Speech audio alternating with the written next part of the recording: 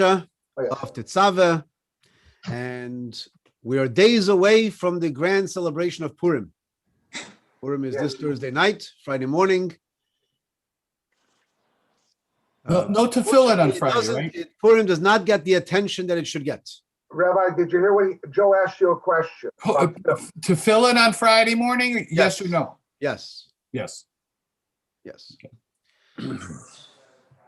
Purim is one of the overlooked holidays, and as we'll discover in other talks during the week, it is very, very significant. In certain aspects, it's even more significant than Yom Kippur. What? that got your attention, huh?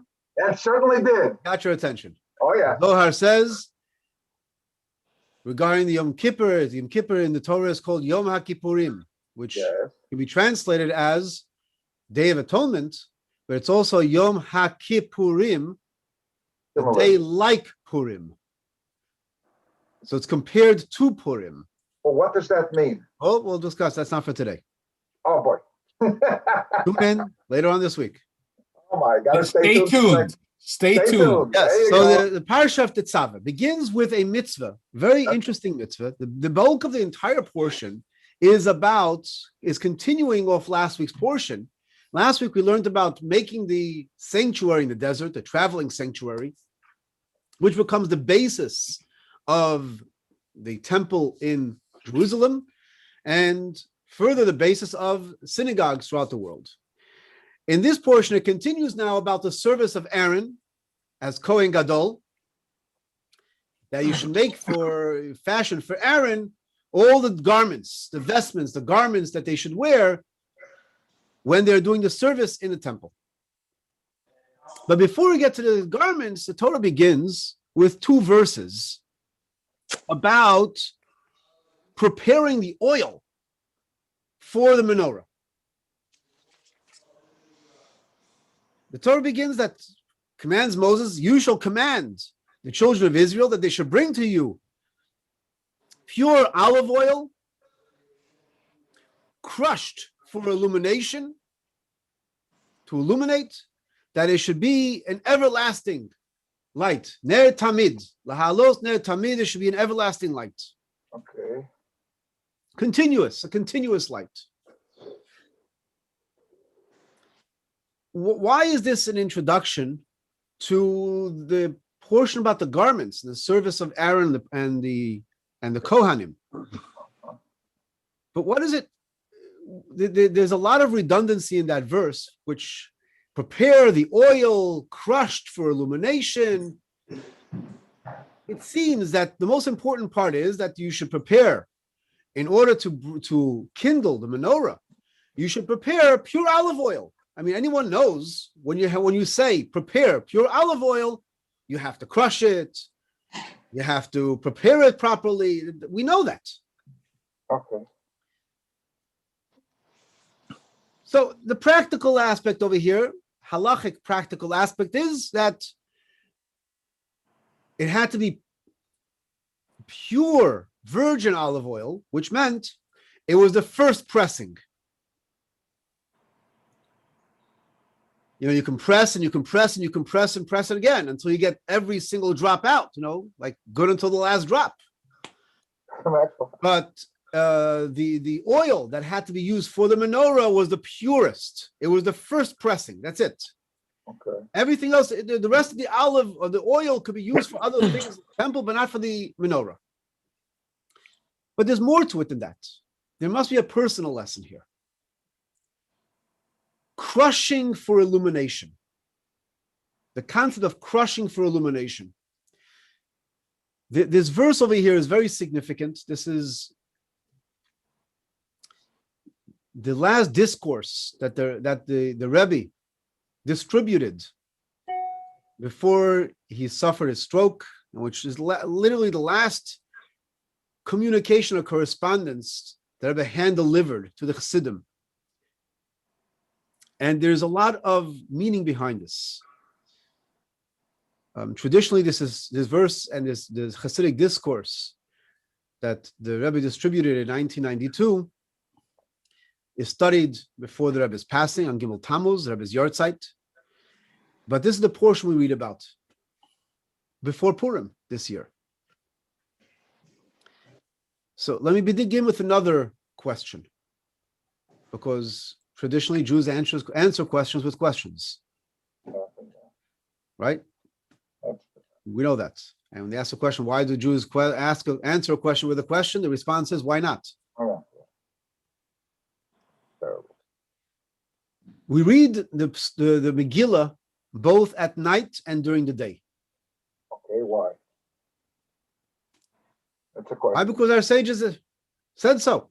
That's why. That's an answer. Can't argue with that. It's not a question. It's an There answer. is meaning behind it.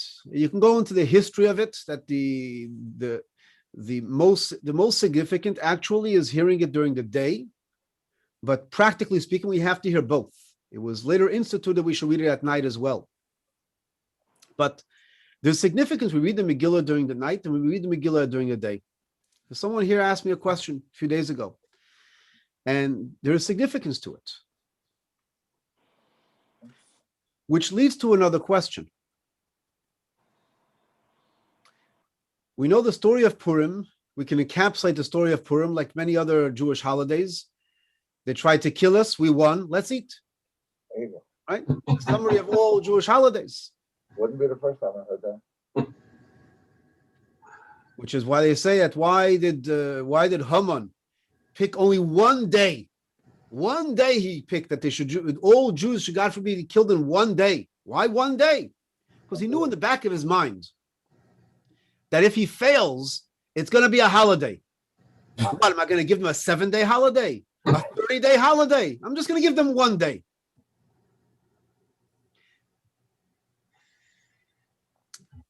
Another question I'll throw in. A question which has been asked in one way or another over history.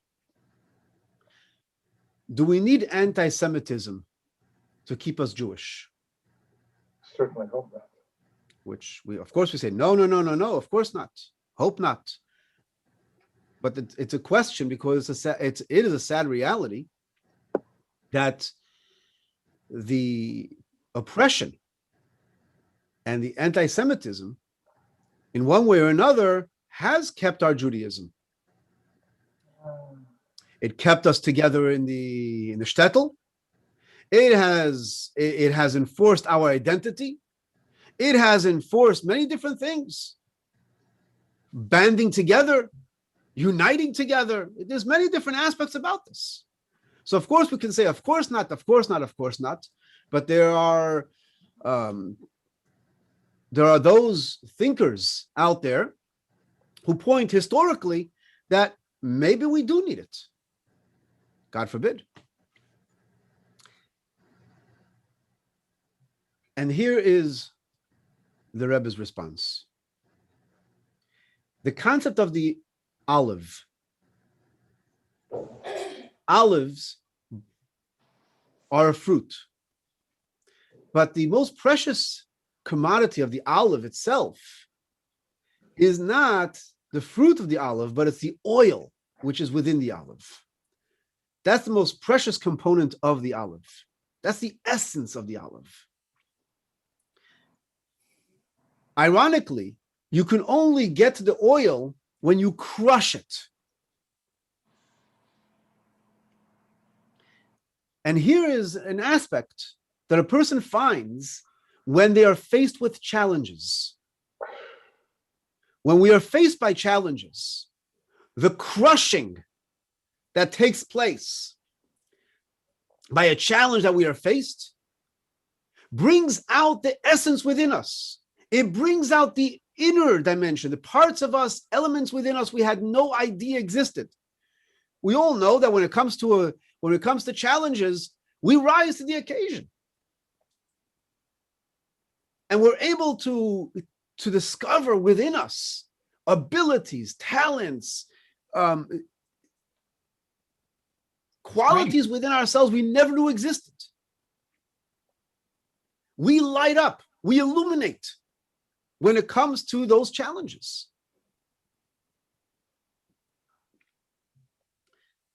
We read the Megillah,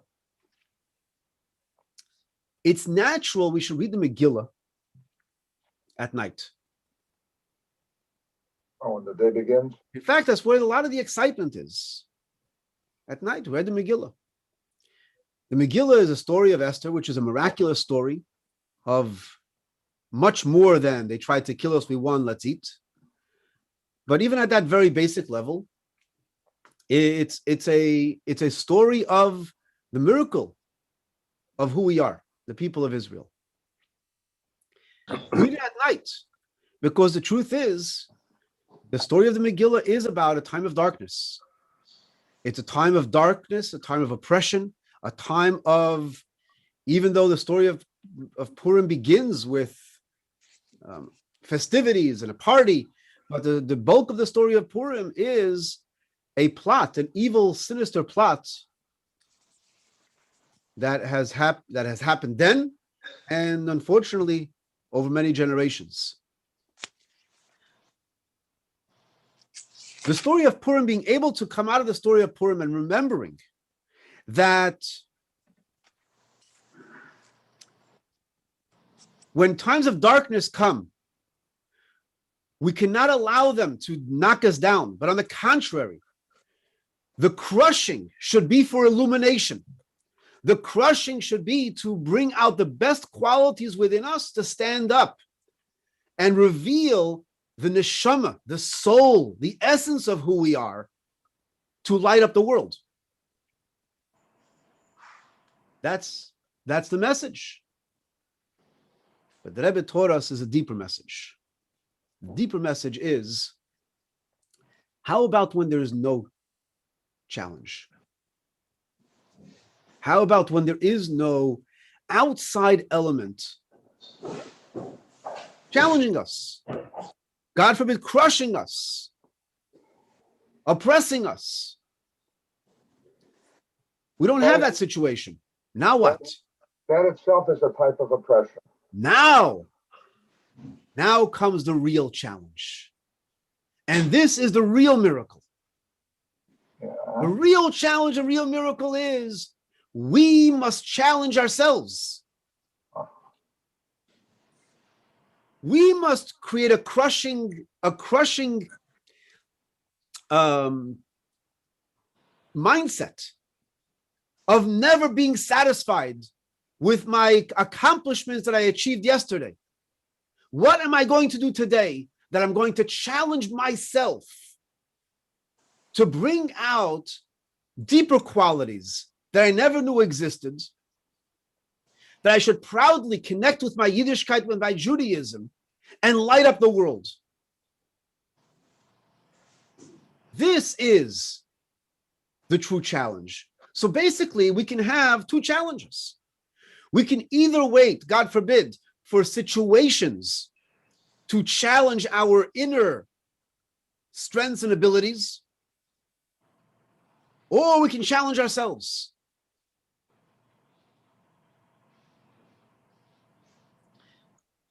They tell a story about a couple that attend a memorial. Every year there's a memorial for service. Every country has it in some way or another, a memorial service for fallen soldiers. Sure. And in Israel, it's a very big thing because of how many precious young neshamas have dedicated their lives and made the ultimate sacrifice. Oh. And people make a resolution then to do something special, to memorialize. So the woman turned to her husband and says, maybe we should dedicate this and this thing. We should dedicate for our son. Dedicate for our son? Thank God he's alive. Yeah. So the woman says, exactly. Why do it, God forbid, if his life is taken? Let's do it in thanks that he's alive. Well, what's the difference? We are often challenged when something negative happens. This brings out our inner core and we rise to an occasion. The Rebbe infused a mindset that we cannot wait for that. We should not wait for that. We have to challenge ourselves. We all know that someone who would come, you see the clips of someone coming before the Rebbe and saying, we've just opened a new Chabad center. Sir. And the very next thing is, okay, now, when are you doing the second one? When is the next one opening up? When is the next expansion? When is the next program? This is the true miracle of Purim.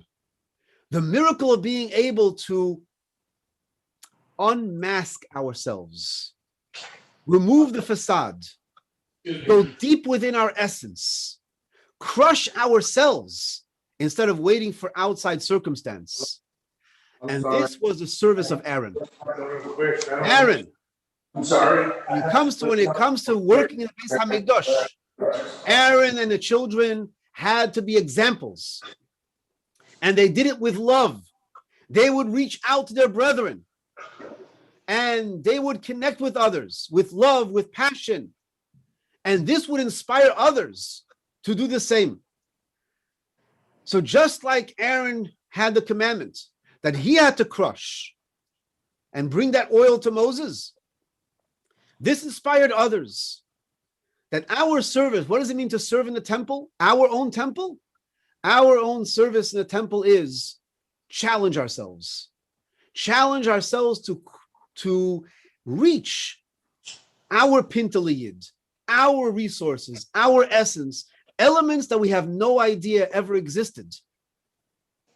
And the point of all this is to illuminate the world and to illuminate all those around us. So let's do it. Let's get ready for Purim. Thank you.